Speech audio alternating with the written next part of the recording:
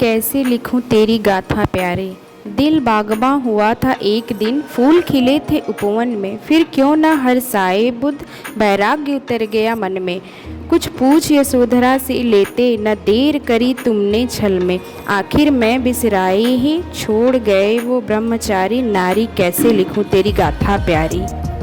कभी कड़कड़ में रहते मोहन बजती मुरली ब्रजमंडल में, पत्ता पत्ता गाता था कभी बरसाने की गलियों में, फिर श्याम छोड़ के चली गए रोती रह गई राधा प्यारी, आखिर मैं बिसराई ही छोड़ गए वो वनवारी, नारी कैसे लिखूं तेरी गाथा प्यारी। हेलो फ्रेंड्स, स्वागत करती हूँ आप सभी का अपने चैनल टीचर मॉम स्ट्रगल में। यहाँ पे सुबह का वक्त है, मैंने अपनी पढ़ाई लिखाई फिर से शुरू कर दी है और यहाँ पे जैसा कि आप लोग देख रहे हैं कि मैं सुबह सुबह बैठ गई पढ़ने के लिए। आज मेरा इलेक्शन ट्रेनिंग है, इस वजह से मैं बहुत ज़्यादा पढ़ाई तो नहीं कर पाऊँगी, लेकिन मैं कोशिश करूँगी कि कम से कम 1.5 घंटे की मैं पढ़ाई कर लूँ, क्योंकि फिर पूरे दिन बहुत मलाल रहता है कि पढ़ ना पाओ और आज का टारगेट 1% भी पूरा नहीं हुआ, तो ये मलाल मैं नहीं रखना चाहती। अपनी ज़िंदगी में सच कहूँ तो मैं कोई मलाल नहीं रखना चाहती। इसी वजह से मैं कोशिश करती हूँ कि मैं कुछ परसेंट तो अपना अचीवमेंट जो है हर हाल में मैं रखूँ। तो बस इसी के साथ मैं PYQs जो है वो ज्योग्राफी की मैं सॉल्व करने लगी थी यहाँ पे, और यहाँ पे मैं ऑनलाइन ही देख करके क्वेश्चंस को सॉल्व कर रही हूँ। और यहाँ पे मैंने एक क्वेश्चन लिखा हुआ था रात में, उसी को मैं करेक्ट करने की कोशिश कर रही हूँ, क्योंकि उसमें मैंने बहुत सारी इंपॉर्टेंट चीज़ें मैंने छोड़ दी थी और उस चीज़ को मैं मेंशन कर रही हूँ अगले पेज पे, ताकि मैं भूलूँ ना, और अगर एक बार मेंशन कर लो तो फिर वो चीज़ें याद रहती है। देखिए, PYQ सॉल्व करने से एक ही फ़ायदा होता है कि हमारा सिलेबस तो कंप्लीट होता ही है, साथ ही साथ हमें नॉलेज भी होता है, और साथ ही साथ वो जो हमारा क्वेश्चन है अगर वो किसी तरीके से भी घुमा फिरा के अगर पूछता है तो हम एग्जैक्ट आंसर वो लिख पाते हैं, क्योंकि UPPCS की ये खासियत रही है कि वो कई साल पुराने क्वेश्चंस भी कई बार रिपीट करते हैं, तो क्या पता हमको इसका फ़ायदा मिल जाए। तो बस इसी के लिए आज मैं बहुत छोटा सा ब्लॉग आप लोग के साथ शेयर करूंगी, क्योंकि मेरे पास समय आज बिल्कुल नहीं रहेगा इलेक्शन ट्रेनिंग की वजह से, और काफ़ी व्यस्तता रहेगी, इस वजह से मैं यहाँ पे अपना सॉल्व करने लगी थी।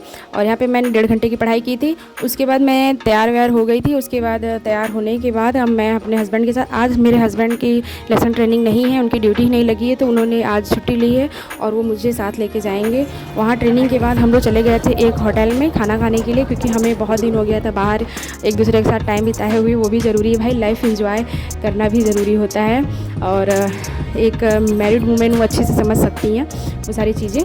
तो बस यहाँ पे हम लोग खाने लगे थे, और मैं डोसा जल्दी बाहर में खाती नहीं हूँ क्योंकि मैं खुद बनाती हूँ, लेकिन मेरे हस्बैंड की आज इच्छा थी कि आज डोसा खाया जाए, इस वजह से मैं बस बनाने लगी थी। यहाँ पे शाम का वक्त है और मैं थोड़ा घर आ गई थी, उसके बाद मैं रेस्ट की, उसके बाद फिर मैं घर के कामों में लग गई थी, रात का खाना वाना बना, उसके बाद यहाँ पे साफ़ सफाई का अभियान चलने लगा था, जैसा कि आप सब लोग देख रहे हैं। और काफ़ी थकान हो गई है, धूप भी बहुत ज़्यादा लग गई है मुझे, और क्या कर सकते हैं, ये सब तो ज़िंदगी का एक वही रहता है। इन सारी चीज़ों को हम अवॉइड भी नहीं कर सकते हैं, और इन सारी चीज़ों को हम बहुत देर तक गेन भी नहीं कर पाते हैं। तो बस यहाँ रात का समय है और यहाँ पे मैं फिर से स्टडी करने निकल गई हूँ। देखिए फ्रेंड्स, एक बात आप लोगों से कहूँगी मैं कि कुछ भी हो जाए, मोटिवेशन किसी भी हाल में हमको नहीं छोड़ना चाहिए। वो मोटिवेशन आप एक स्थायी मोटिवेशन लाइए। कुछ लोग होते हैं जो किसी वीडियोज़ को देख करके, किसी की बात सुन करके मोटिवेट हो जाते हैं कुछ देर के लिए, लेकिन वो चीज़ें बहुत देर तक वो रिलाई नहीं कर पाते उस चीज़ पे। तो ऐसा आप लोग मत किया करिए। यहाँ पे अर्नव है, बीच बीच में मुझे परेशान कर रहा है, और उसको भी मैं बीच बीच में उसको मैं दी हूँ लिखने के लिए, तो वो लिख रहा है ऊपर बैठ के, और वो मुझे तंग कर रहा है थोड़ा, इस वजह से क्या कर सकते हैं, बच्चा है। अब थोड़ा सा आप लोग अवॉइड करिएगा इस चीज़ को। और यहाँ पे मैं पढ़ने लगी थी। आज मैंने एक नया सब्जेक्ट उठा लिया था, साइंस एंड टेक, तो उसके भी मैंने कुछ टॉपिक मैंने शुरू कर दिए हैं, क्योंकि ज्योग्राफी में मैंने एनसीईआरटी ख़त्म कर ली है और मैंने ऐसी कोई रेफरेंस बुक नहीं ली है अभी तक, और ना तो शायद मैं लूँगी, क्योंकि मुझे जहाँ तक लग रहा है कि PYQ सॉल्व कर लूँगी और उसके बाद फिर मैंने एनसीईआरटी इतना एनफ है। और टाइम मैं उतना ही चीज़ें पढ़ पाऊँगी एक बार में जितना मेरे पास टाइम है। मेरे पास टाइम की ही बहुत बड़ी कमी है, इस वजह से मैं अपना लिमिटेड सोर्सेज रखना चाहती हूँ, ताकि मुझे रिवीज़न में आराम रहे और तैयारी करने में भी मुझे आराम रहे। तो बस यही सोच करके मैं चल रही हूँ। और यहाँ पे मैंने करीब 1.5 घंटे की पढ़ाई की थी और उसके बाद थकान है, पढ़ने का मन तो नहीं कर रहा था, लेकिन क्या कर सकते हैं, थोड़ा बहुत पढ़ रही हूँ, क्या पता कुछ ही दिमाग में हो जाए। ऐसा नहीं है कि हर वक्त हम किताब लेके बैठे और एक ही बार में हमारा मन लगने लगे। ये आम है, ये नॉर्मल है, इसके लिए आप लोगों को भी परेशान होने की ज़रूरत नहीं होती, ये हर किसी के साथ होता है। तो यहाँ पर मैं हट गई थी और यहाँ पर मैं फिर मुझे नींद आने लगी नीचे, तो मैं सोची कि मैं थोड़ा और पढ़ लेती हूँ, इसलिए मैं बेड पर चली आई थी पढ़ने के लिए। हालाँकि मैं बेड पर बहुत कम ही पढ़ती हूँ, क्योंकि बेड पर बैठ के पढ़ने पर ना फ्रेंड्स तो फिर नींद आती है। सबसे अच्छी पोजीशन होती है कि सामने एक दीवार हो और दीवार की तरफ आपका कुर्सी मेज़ लगा हो और उस पर बैठ के आप स्टडी करें, यही चीज़ हम लोग को करना चाहिए। लेकिन मैं बेड पे आ गई थी पढ़ने के लिए। फिर यहाँ पे काफ़ी तेज़ हवा चल रही है, जिस वजह से मेरी बुक्स वगैरह पेजेस वगैरह मेरे उड़ रहे हैं, लेकिन कोई बात नहीं, इसको अवॉइड करते हैं।